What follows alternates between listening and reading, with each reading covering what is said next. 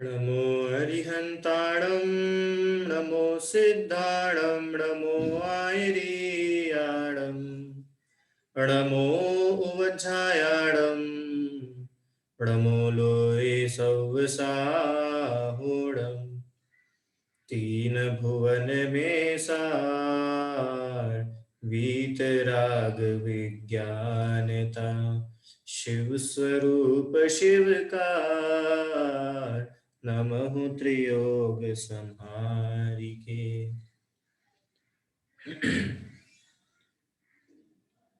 यह परम मांगलिक ग्रंथ श्री छहडाला जी है। इसके रचयिता पंडित दौलत राम जी है। छहडाला की तीसरी ढाल में हम 7 तत्वों का स्वरूप समझ रहे हैं, ठीक है, जिसमें हमने अजीव तत्व का लक्षण व उसके भेद समझना प्रारंभ किए थे। किसे कहते हैं अजीव? छंद पढ़ते हैं, छंद नंबर 7। चेतनता बिन सो अजीव है, पंच भेदता के है, पूतगल पंच वर्ण रस गंध दुफरस वसु जाके है। जी पुद्गल को चलन सहाई, धर्म द्रव्य अनुरूपी, तिष्ठत होए अधर्म सहाई, जिन बिन मूर्ति निरूपी। किसे कहते हैं अजीव? शुरू में जो पहली लाइन की जो हाफ पार्ट है उसमें अजीव की डेफिनेशन बता दी है, बहुत सिंपल, कि चेतनता बिन सो अजीव है, माने जिसमें चेतनता नहीं है, जिसमें चेतना नहीं है, जिसमें जीवत्व नहीं है, जिसमें कोई लाइफ नहीं है, जिसमें ज्ञान नहीं है, जिसमें फीलिंग्स नहीं है, जिसमें सुख नहीं है, वो सब क्या है कि वो अजीव है। ठीक है, वो अजीव कितने प्रकार का है कि पंच भेद ताके है। ताके मतलब उसके, किसके? अजीव के। कितने भेद है? 5। कौन कौन से 5 भेद अजीव के? उद्गल, धर्म, अधर्म, आकाश, काल।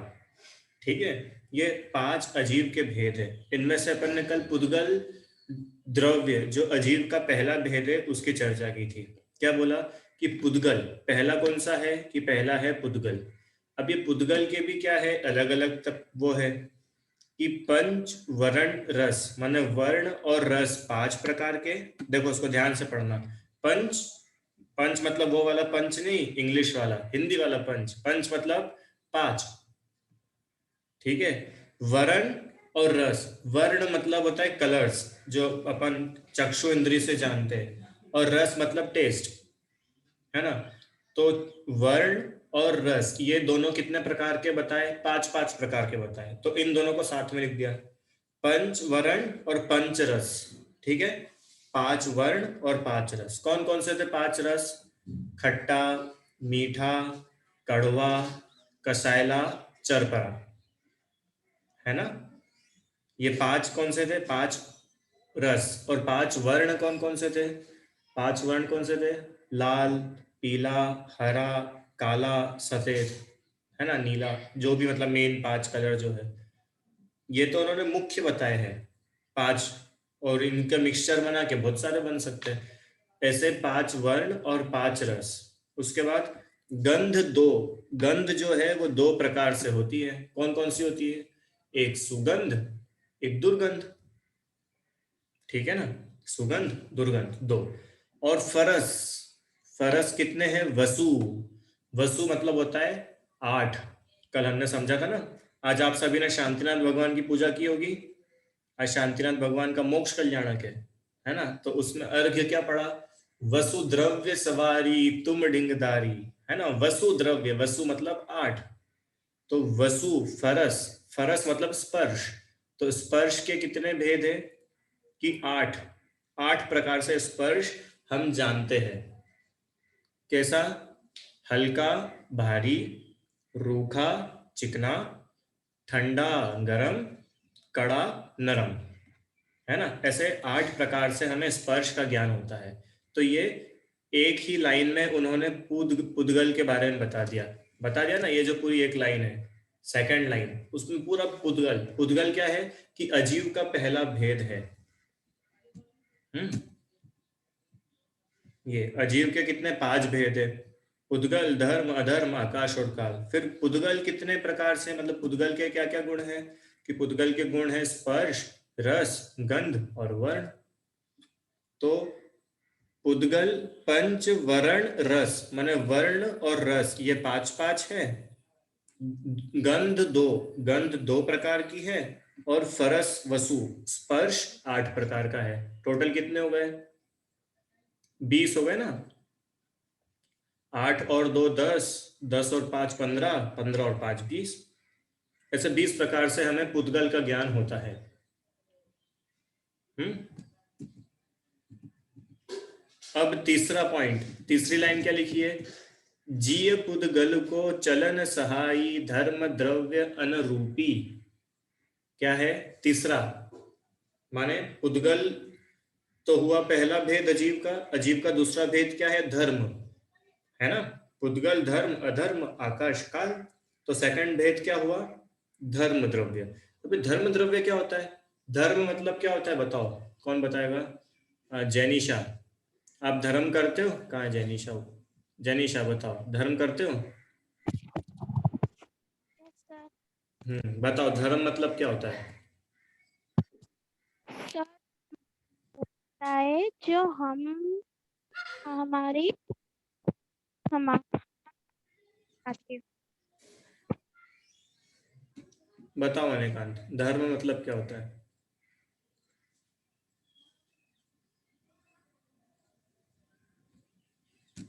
हम्म। चलने में सहायक। अरे, तुम ऐसा वाला धर्म करते हो क्या, चलते चलते? नहीं। कैसा धर्म करते हैं अपन? धर्म मतलब बताओ, धर्म मतलब क्या होता है? धर्मात्मा हो कि नहीं? हाँ। तो क्या होता है धर्म मतलब? धर्म पूजा करना हो गया, विधान करना। हम्म, ठीक है ना। पूजा करना, विधान करना, अभिषेक करना, स्वाध्याय करना, मंदिर दर्शन करने जाना, तीर्थ यात्रा करना, पहाड़ चढ़ना, ये सब अपन धर्म बोलते हैं ना। तो यहाँ पे इस धर्म की तो बात ही नहीं है, ये है धर्म द्रव्य। ठीक है। क्या कहते हैं धर्म द्रव्य? धर्म मतलब जीव पुद्गल को चलन सहाई। जीव मतलब जीव, और पुद्गल तो जो जीव और पुद्गल को चलने में सहाई माने सहायक है, जो जीव और पुद्गल को चलने में हेल्पफुल है, वो धर्म द्रव्य है। क्या बोला? कि जो जीव और पुद्गलों को चलने में हेल्पफुल है। ठीक है। अब इसमें बहुत गजब की बात अपने को समझनी है। क्या समझना है?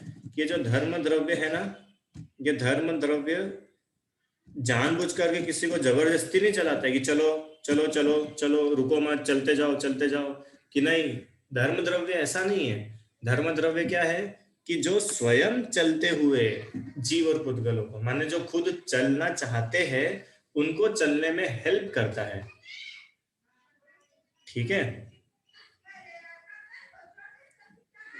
जैसे स्वयं चलती हुई मछली को जल निमित्त है। आपने मछली देखी है चलती हुई?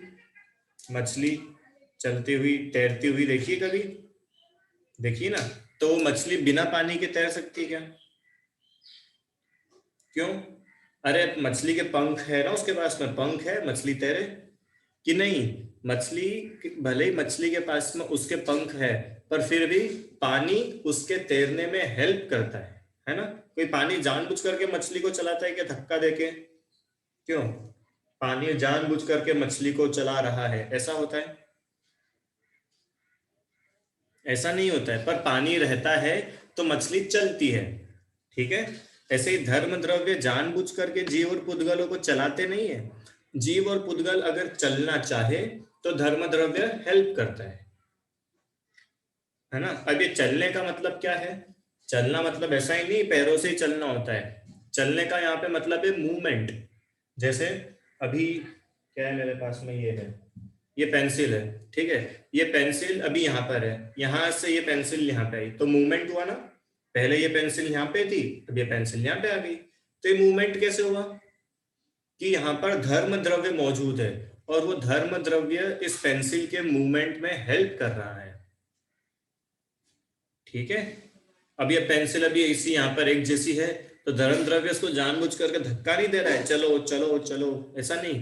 पर अगर पेंसिल को यहाँ से यहाँ पर मूव होना है तो कौन हेल्प कर रहा है, किस वजह से हो पा रही है, धर्म द्रव्य की वजह से। ठीक है। अब अपन लोगों की बॉडी में मूवमेंट होते कि नहीं होते, अपनी बॉडी में मूवमेंट्स होते कि नहीं होते ना। अगर अपन बिल्कुल ऐसे भी बैठे एक जैसे तो भी अपनी बॉडी में मूवमेंट होता है। अरे अपना हार्ट बीट होता है, ब्लड सर्कुलेशन चलता है, खून पूरे शरीर में ऊपर नीचे होता है कि नहीं, हमारा दिल धड़कता है, हमारी नब्ज चलती है, तो ये भी तो मूवमेंट हो रहा है ना, भले छोटा छोटा मूवमेंट है। ये किस कारण से हो पा रहा है कि धर्म द्रव्य मौजूद है इसलिए मूवमेंट बन रहा है ना। तो धर्म द्रव्य क्या है कि जो स्वयं चलते हुए जीव और पुद्गल को चलने में निमित्त है, जो स्वयं चलते हुए जीव और पुद्गल को चलने में निमित्त है, वो धर्म द्रव्य। ठीक है। इसको साइंस में क्या बोलते पता है, ईथर बोलते। ईथर, ईथर मतलब एक ऐसा फोर्स, एक ऐसा ऐसी शक्ति जो मैटर को मूव करने में हेल्प करती है। ठीक है।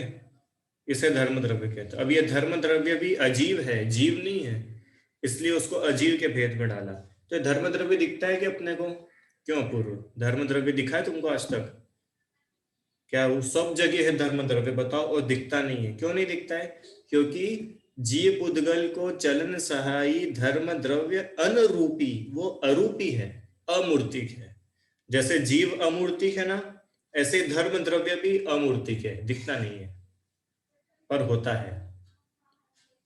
ठीक है। ये धर्म द्रव्य की बात है, यहाँ पर पूजा पाठ को धर्म नहीं कहा है। ठीक है अनेकांत, समझ में आया। धर्म द्रव्य में किसी को कुछ प्रश्न है, धर्म द्रव्य का कुछ प्रश्न किसी को, धर्म द्रव्य से रिलेटेड बहुत सरल है, सब पहले पढ़ चुके हैं। धर्म द्रव्य एक बार और बताता हूं। धर्म द्रव्य माने ऐसा द्रव्य जो स्वयं चलते हुए जीव और पुद्गलों को चलने में हेल्प करता है ना। वो जानबूझ करके नहीं चलाता है, अगर वो जानबूझ करके चलाने लग जाए तो कितनी गड़बड़ हो जाएगी, जरा सोचो आप। हाँ, अभी हम मोबाइल सामने रख करके क्लास सुन रहे हैं और धर्म द्रव्य ने मोबाइल को चला दिया हम तो बैठे ही है और मोबाइल दूसरे रूम में चला गया, कैसे हो पाएगा बताओ, है। मतलब इमेजिन करो, हम फुटबॉल खेल रहे हैं, कहाँ है आर्जव, अपन फुटबॉल खेल रहे हैं, ठीक है। और हम जैसे ही गोल पोस्ट के पास में गए और धर्म द्रव्य ने क्या करा, गोल पोस्ट को उठा के दूसरी तरफ कर दिया। अब बताओ गोल कैसे होगा, है ना। इसका मतलब धर्म द्रव्य जबरदस्ती किसी का मूवमेंट नहीं कराता है। अगर कुछ मूवमेंट होना रहता है तो धर्म द्रव्य हेल्प करता है। हेल्प करता मतलब उसके वहां रहने से काम हो जाता है। समझ में आया क्या, है ना। अब धर्म द्रव्य इसका बिल्कुल ऑपोजिट है अधर्म द्रव्य। अधर्म मतलब हिंसा, झूठ, चोरी, कुशील, परिग्रह नहीं। अधर्म मतलब जैसे धर्म द्रव्य चलते हुए जीव पुद्गलों को चलने में हेल्प कर रहा था, तो अधर्म द्रव्य रुकते हुए जीव पुद्गलों को रुकने में हेल्प करेगा। माने जो ऑलरेडी चल रहे हैं अब उनको रुकना है, रुकना है ना। चलते तो कोई रहेंगे नहीं पूरे समय। अभी ये लैपटॉप मेरे सामने रुका हुआ है, मैं यहाँ पर रुका हुआ हूँ, ये बिल्डिंग यहाँ पे रुकी हुई है, शिखर जी का पर्वत इतने सालों से यहीं पे रुका हुआ है कहीं जा नहीं रहा है। पारसनाथ भगवान की जो टोक है वो वहीं पर रुकी हुई है, ठहरी हुई है ना। कि यार इस पिछली बार तो हम पहाड़ पर चढ़े थे तो पार्षद भगवान की टोक तो वहां थी, इस बार यहाँ आ गई, ऐसा होता है क्या, कि नहीं, वो वहीं पर है, ठहरी हुई है, बदलती नहीं है। समझ में आया। आप जिस मंदिर में दर्शन करने जाते हो वहां की प्रतिमा वहीं रहती है, बदलती है क्या बार बार, कि आज यहाँ पर है महावीर भगवान, कल उधर है महावीर भगवान, कि नहीं, वहीं स्थित है, वो मंदिर वहीं पर ही है। आपका घर जहां पर कल था वहीं पर आज है ना सुहानी। ऐसा तो नहीं होता है कल हमारा घर था दूसरी कॉलोनी में, आज हमारा घर धर्म द्रव्य के कारण दूसरी कॉलोनी में चला गया, ऐसा होता है, नहीं होता है। क्यों नहीं होता है, क्योंकि एक और द्रव्य है जिसका नाम है अधर्म द्रव्य। वो अधर्म द्रव्य क्या करता है कि जो गमन पूर्वक ठहरते हुए जीव और पुद्गल है उन्हें ठहरने में हेल्प करता है। ठीक है, माने जो ऑलरेडी चल रहे हैं, जो चीज ऑलरेडी मूवमेंट में थी, अब उसे रुकना है, तो रुकने में अधर्म द्रव्य हेल्प करेगा। जैसे उदाहरण नीचे लिखा है, पथिक को पेड़ की छाया।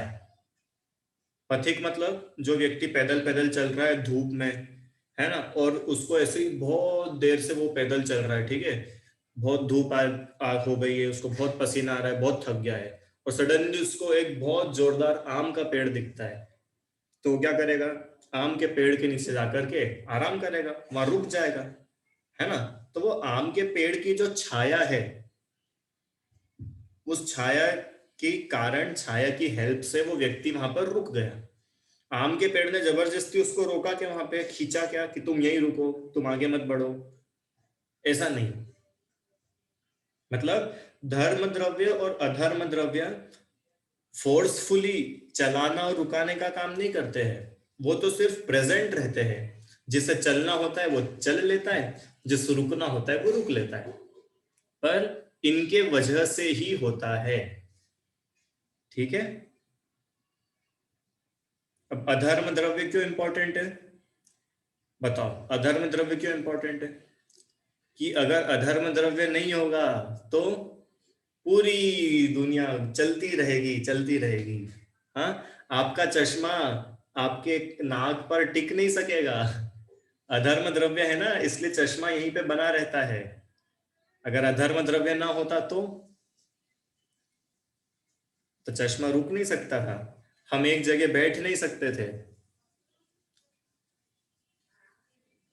ठीक है, हम्म, चलो। अब ये एक प्रश्न और एक और आता है कि ये धर्म और अधर्म द्रव्य कहाँ कहाँ पर है?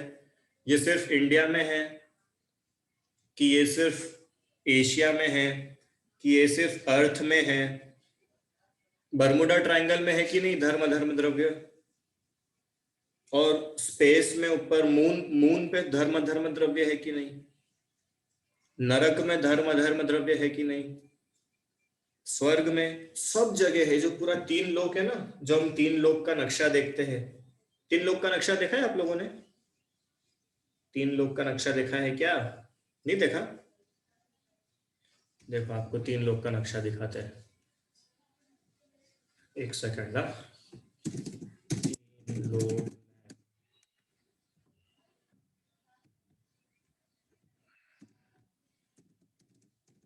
कितनी बार अपने मंदिर वगैरह के बाहर लगा तो रहता है, जिस जहां पे लिखा रहता है परस्परोप ग्रहो जीवानाम। देखो एक फोटोग्राफ खोलते अपन, ये खोलते चलो,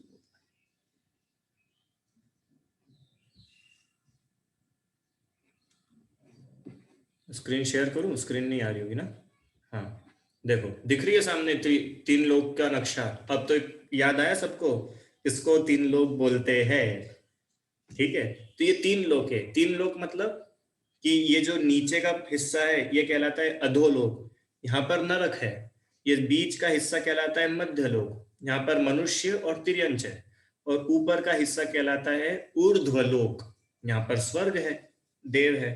और इसमें सबसे ऊपर यहाँ पर ये है सिद्धशिला। इसको जूम करूं थोड़ा, कैसे होता है zoom? है ना, ये क्या है, सबसे ऊपर ही ऊपर सिद्धशिला। सिद्धशिला माने यहाँ पे सिद्ध भगवान है। ये भी लोक का सबसे टॉप मोस्ट पार्ट, उसे कहते हैं सिद्धशिला, है ना। तो ये जो सिद्धशिला है ये लोक की सबसे ऊंची जगह है। तो ये धर्म अधर्म द्रव्य कहां तक है कि धर्म अधर्म द्रव्य पूरे लोक में व्याप्त है। आपको पता है, एक और बढ़िया चीज बताता हूं, इस लोक का नक्शा ऐसा ही क्यों है? कुछ और भी तो हो सकता था, कि धर्म और अधर्म द्रव्य इस शेप में ही है। ठीक है, तो इसलिए लोक का आकार भी ऐसा ही बना है। ठीक है, धर्म धर्म द्रव्य मतलब लोक की बाउंड्री, इस लोक के बाहर धर्म धर्म द्रव्य नहीं है। यही कारण है कि सिद्ध भगवान कहां पर जाते हैं? कि लोक के अग्रभाग तक, माने लोक के सबसे टॉप मोस्ट पोर्शन तक ही जाते। ऐसा नहीं है कि अब वो सिद्ध तो बन गए तो उनकी आत्मा ऊपर जाती चली जाएगी, चली जाएगी, जाती रहेगी, नहीं, एक जगह जाकर के रुक जाती है। क्यों? क्योंकि उस पोर्शन के आगे धर्म द्रव्य नहीं है। अब समझ में आया धर्म द्रव्य कैसे चलने में हेल्प करता है? मतलब सिद्ध भगवान की आत्मा भी बिना धर्म द्रव्य के मूवमेंट नहीं कर पाती है। क्या समझ में आया? सिद्ध भगवान की आत्मा भी धर्म द्रव्य के बिना मूवमेंट कर पाती है कि नहीं? नहीं कर पाती है। क्यों? क्योंकि चलने में हेल्पफुल तो धर्म द्रव्य है ना, और धर्म द्रव्य उसके आगे है ही नहीं, और अधर्म द्रव्य भी वहीं तक है। ठीक है, तो इस प्रकार धर्म और अधर्म द्रव्य का स्वरूप। अब इसमें धर्म अधर्म आकाश द्रव्य अमूर्तिक है, इनमें स्पर्श आदि गुण नहीं पाए जाते हैं, इसलिए इन्हें इंद्रियों से नहीं जान सकते। माने हम आंखों से देख ले, जैसे पुद्गल को तो हम लोगों ने कल देख लिया था, पुद्गल को टेस्ट कर लिया था, पुद्गल को स्मेल कर लिया था, पर धर्म अधर्म आकाश काल जीव ये 5 द्रव्य अमूर्तिक है, इनको हम आंखों से देख नहीं सकते, सूंघ नहीं सकते, टेस्ट नहीं कर सकते, टच नहीं कर सकते, है ना। देखो अब एक और चीज बतानी है कि ये जो धर्म और अधर्म द्रव्य है ना, इसमें आपने एक चीज पढ़ी होगी कि जो जीव और पुद्गल को, अब द्रव्य तो 6 है, पर धर्म और अधर्म द्रव्य सिर्फ इन्हीं 2 द्रव्यों को हेल्प करता है चलने में। क्यों? कभी आकाश द्रव्य की चलने की इच्छा हो तो फिर क्या हो, आकाश द्रव्य अगर चलना चाहे तो, काल द्रव्य चलना चाहे कि नहीं, सिर्फ जीव और पुद्गल यही 2 द्रव्य है जिनमें मूवमेंट करने की कैपेबिलिटी होती है, अन्य किसी द्रव्य में मूवमेंट करने की कैपेबिलिटी नहीं होती है। पता है क्यों? क्योंकि बाकी के द्रव्य तो पूरे लोक में फैले हुए हैं, सिर्फ जीव और पुद्गल ही ऐसे हैं कि जो अलग अलग है, छोटी छोटी जगहों में है ना। तो इन्हीं 2 में कैपेबिलिटी है, शक्ति है मूव करने की और रुकने की। ठीक है, इस प्रकार से 7वां छंद अपना पूरा हुआ। जिय पुद्गल को चलन सहाई धर्म द्रव्य अनुरूपी, और तिष्ठत होय अधर्म सहाई जिन बिन मूर्ति निरूपी। तिष्ठत माने जो ठहरने में सहाई है, सहायक है, वो अधर्म द्रव्य है, वो बिन मूर्ति है। ठीक है, अमूर्तिक है, दिखता नहीं है। अब आकाश काल और आश्रव के लक्षण अथवा भेद। ठीक है, छंद नंबर 8 यहां तक क्लियर है सभी को? कोई प्रश्न है? फिर अपन आगे बढ़ते हैं। प्रश्न है किसी का? नहीं?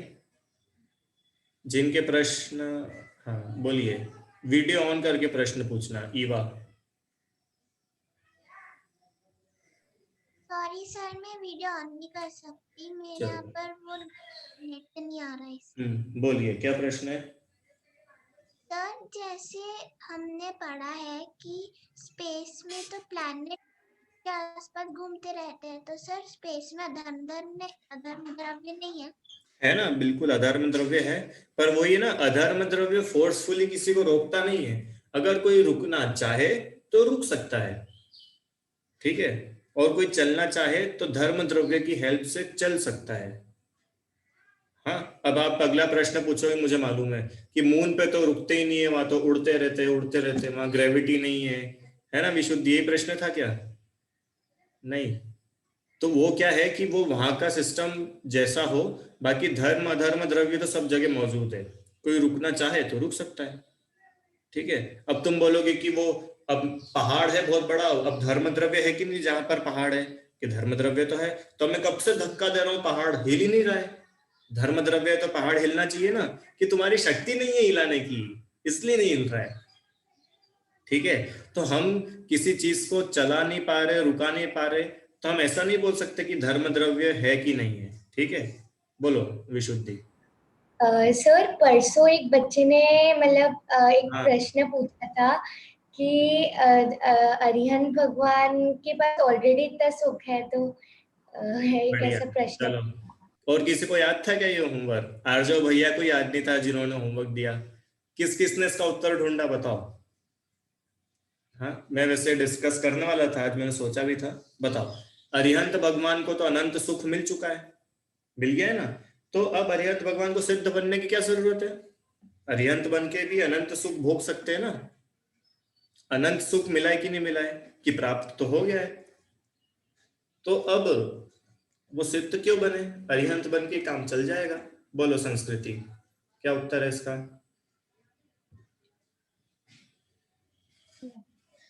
सर क्योंकि अरिहंत भगवान की अभी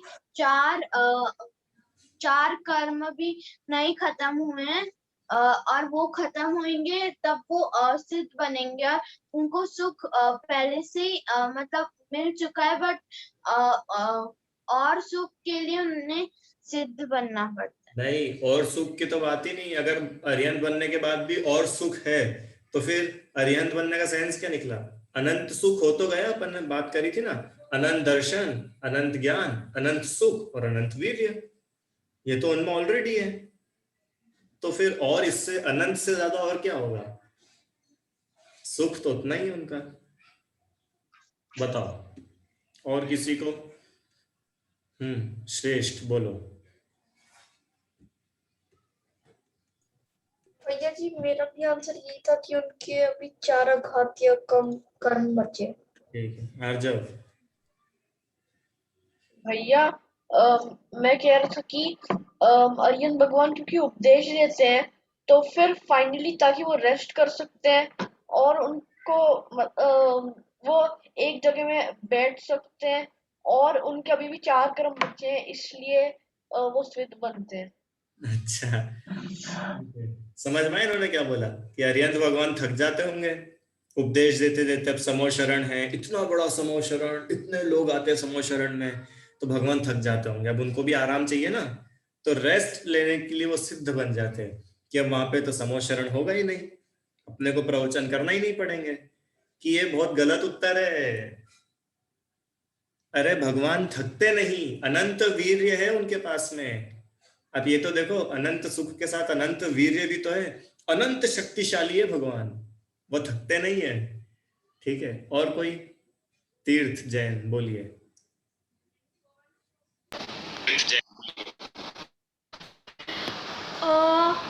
वो अरिहंत भगवान को जाना ही पड़ता है क्योंकि उनकी आयुष्य खत्म हो जाती है, और आयुष्य खत्म हो गई है, और अरिहंत होने के बाद सिद्ध होना तो कंपलसरी है, और आयु है तब तक तो रहेंगे, पर जब उनकी आयु खत्म तो फिर वो सिद्ध गति में जा सकते हैं। अच्छा बताया है ना, कि भैया अभी आयु उनकी है तब तक वो रहेंगे, और आयु खत्म हो जाएगी तो उनको जाना तो पड़ेगा। अब कहाँ जाएंगे अरिहंत बनने के बाद में? कि वापस से चारों गतियों में तो आएंगे नहीं, क्योंकि भगवान बन चुके हैं। तो सिद्ध गति ही उनकी गति है। ठीक है, गुड। और इसके अलावा किसी के पास कोई उत्तर है? अहम बोलो। मैं ये बोल रहा था कि अरिहंत भगवान के पास अभी भी अनंत सुख है, पर जब तक उनकी आयु है तब तक ही उनके पास अनंत सुख है, तो इसलिए उनको सिद्ध बनना ही पड़ेगा ताकि वो अनंत काल तक सुख भोग सकें। नहीं तो अनंत सुख तो अभी भी है, सिद्ध बनने के बाद भी अनंत सुख है। पर भैया जब तक उनकी आयु तभी तक वो अरिहंत रहेंगे और तभी तक उनको अनंत सुख मिलेगा, इसलिए अरे मैं तो बोल रहा हूँ अरिहंत बने रहो, क्या दिक्कत है? अनंत सुख तो मिल रहा है ना आपको।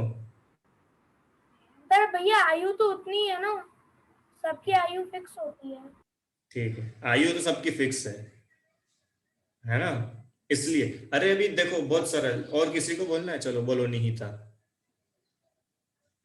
भैया जी अनंत भगवान ऑलरेडी इतने सुख में, और वो सिद्ध इसलिए बनना चाहते हैं क्योंकि वो अभी भी इस संसार में, और उनके 4 कर्म अभी भी बाकी है। ठीक है। दूसरी बात, अरिहंत भगवान सिद्ध बनना चाहते नहीं है, बन जाते हैं। ठीक है, इच्छाएं नहीं होती भगवान की।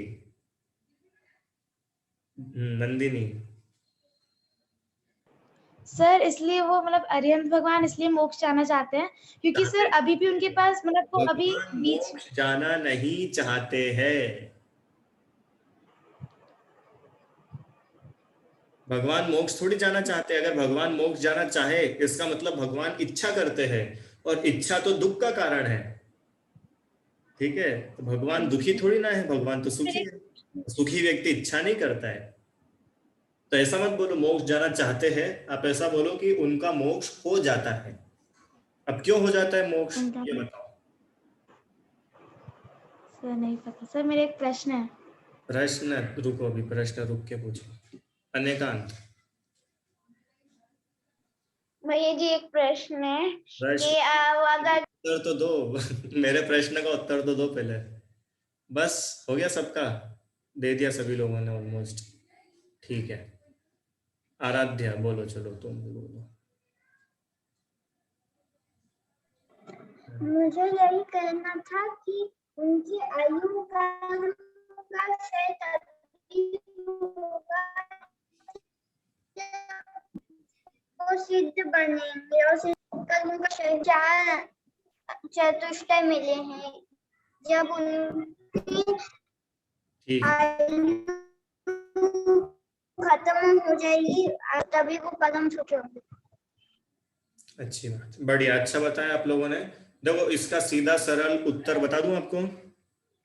पहला उत्तर तो आप सभी लोगों ने बता दिया कि अभी उनके मात्र 4 कर्मों का नाश हुआ है, अभी 4 कर्म नष्ट होना बचे हैं। मतलब अभी ये ऐसा बोल सकते हैं कि राजा युद्ध लड़ने के लिए तो गया और राजा ने क्या करा कि बड़े बड़े सैनिकों को तो मार दिया, पर अभी जो पैदल चलने वाले छोटे छोटे सैनिक है ना, वो अभी बचे हुए हैं। तो अभी जंग बची है, अभी जंग खत्म नहीं हो गई। ठीक है, पहली बात। दूसरी बात कि अगर हम सिर्फ अरिहंत ही बन जाए और बोले कि अब सिद्ध बनने की तो जरूरत है ही नहीं, क्योंकि अरिहंत बनने में अनंत सुख मिल गया है, तो इसका मतलब कि वो जो 4 अघाती कर्म बचे हैं उनको नाश नहीं करना है, क्योंकि उनके नाश करे बिना भी तो हमारा काम चल रहा है, तो उनके नाश करने की जरूरत क्या है ना। तो ऐसे तो बहुत गड़बड़ हो जाएगी। तो फिर पता है आपको पूजा में क्या बोलना पड़ेगा? हाँ, अष्ट कर्म दहना ही नहीं, आपको बोलना पड़ेगा चतुः कर्म दहना है। मात्र 4 कर्मों की बात करनी पड़ेगी। क्यों? क्योंकि बचे हुए 4 कर्म तो कोई प्रॉब्लम दे ही नहीं रहे। हाँ, पहला।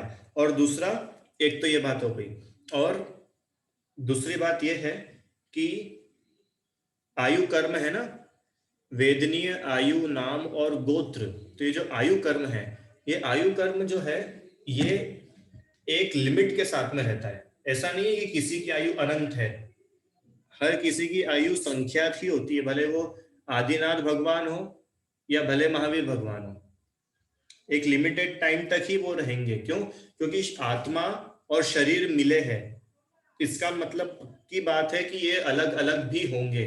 आज तक ऐसा कोई भी मिलन नहीं है जो अलग नहीं हुआ हो। समझ में आया? अरे हम इस शरीर में आए हैं तो हम इस शरीर से जाएंगे कि नहीं जाएंगे?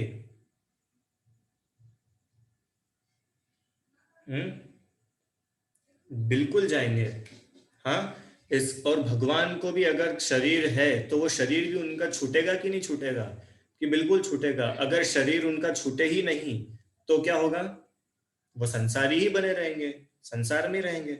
और फाइनल जो अवस्था है वो तो है मोक्ष अवस्था, जो ध्येय है वो सिद्ध अवस्था का है।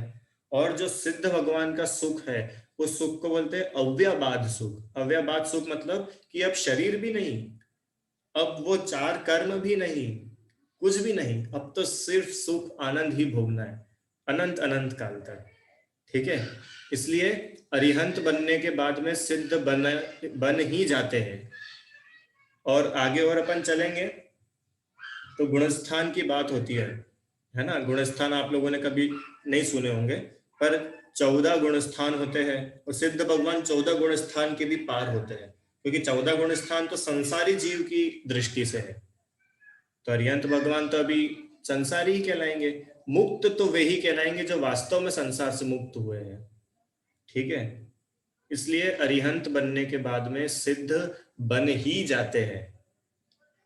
भले ही उन्होंने अनंत सुख को प्राप्त कर लिया है, पर सिद्ध तो बन ही जाते हैं। ठीक है, अभी आप बताओ कि अगर अरिहंत भगवान सिद्ध ना बने तो कैसा हो जाएगा? क्योंकि एक अरिहंत के समय, माने एक तीर्थंकर के समय दूसरे तीर्थंकर नहीं होते।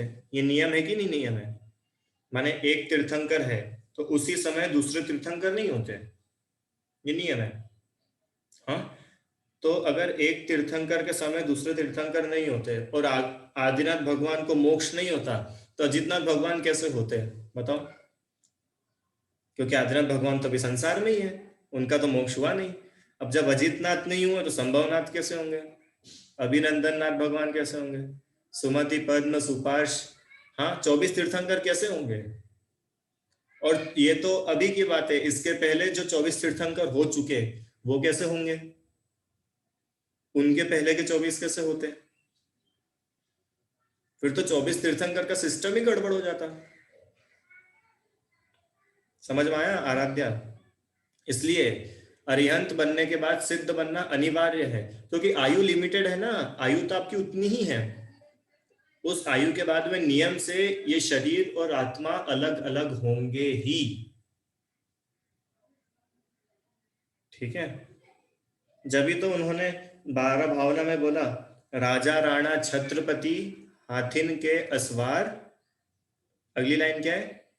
मरना किसी किसी को एक दिन, किसी किसी को है कि सबको? सबको। मरना मतलब क्या कि शरीर और आत्मा अलग अलग हो जाना। अरे वो तीर्थंकर भी क्यों ना हो, वो भी संसार में नहीं रहे, उनकी भी आत्मा शरीर से अलग हुई कि नहीं हुई? ठीक है, नियम है, होता ही है। अब अपन जो अगला विषय है 8वां छंद, आकाश द्रव्य काल द्रव्य और आश्रव तत्व, इसकी बात कल करेंगे। ठीक है, अभी इतना ही रखते हैं। और कुछ अभी प्रश्न हो, अभी जो 6 डाला में पढ़ा है उससे रिलेटेड तो आप पूछ सकते हैं। अच्छा, नमोकार मंत्र पढ़ा था आप लोगों ने उठने के बाद और सोने से पहले? सभी ने? बढ़िया, बोलो और हम क्या प्रश्न है? भैया मेरा ये प्रश्न है कि ऐसा नियम क्यों है कि एक तीर्थंकर के समय दूसरे तीर्थंकर नहीं हो सकते? क्योंकि तीर्थंकर जो होते हैं वे महान होते, जैसे बोलते हैं ना चक्रवर्ती है, तो चक्रवर्ती क्या है? 6 खंड का राजा। तो एक समय पे तो 6 खंड पे एक ही व्यक्ति राज करेगा कि 2 व्यक्ति राज करेंगे? ऐसा तो नहीं होता है। एक समय में एक ही चक्रवर्ती होगा, एक समय में एक ही सौधर्म इंद्र होगा, ऐसे ही एक समय में एक ही तीर्थंकर होंगे एक क्षेत्र में। ठीक है, क्यों? क्योंकि तीर्थंकर माने स्वामी भगवान, पूज्य व्यक्ति। कितने पूज्य? सबसे अधिक पूज्य जो है। तो और तीर्थंकर का नियोग ही ऐसा रहता है कि उनके सामने कोई अन्य तीर्थंकर नहीं होते। ठीक है, उनके सामने दूसरे भगवान जरूर हो सकते हैं, केवली हो सकते हैं, पर तीर्थंकर तो एक समय में एक ही होते हैं, नियोग ही ऐसा है उनका। ठीक है, बोलो अनेकांत। भैया जी, अगर सम्यक दृष्टि जीव पाप करेगा तो उसे उसका फल मिलेगा? बिल्कुल मिलेगा। पाप करने वाले को भी फल मिलता है, पुण्य करने वाले को भी मिलता है। और एक और है कि अरिहंत परमेष्टि शरीर सहित है, तो उन्हें रोग नहीं होते? नहीं होते ना, शरीर के दुख अपन ने उसमें पढ़ा तो था, 18 दोषों से वे रहित होते भगवान। जन्म, किसको पढ़ाया था मैंने? आप लोगों को तो नहीं, दूसरी क्लास में पढ़ाया था। जन्म जरा तिरखा क्षुधा विस्मय आरत खेद रोग शोक मद मोह भय निद्रा चिंता स्वेद राग द्वेष अरु मरण जूत, ये 18 दोष, 18 प्रकार के दोषों से भगवान रहित होते हैं। शरीर तो है पर भूख नहीं है, शरीर तो है पर बीमारी नहीं है, शरीर तो है पर सिर दर्द नहीं है, पैर दर्द नहीं है,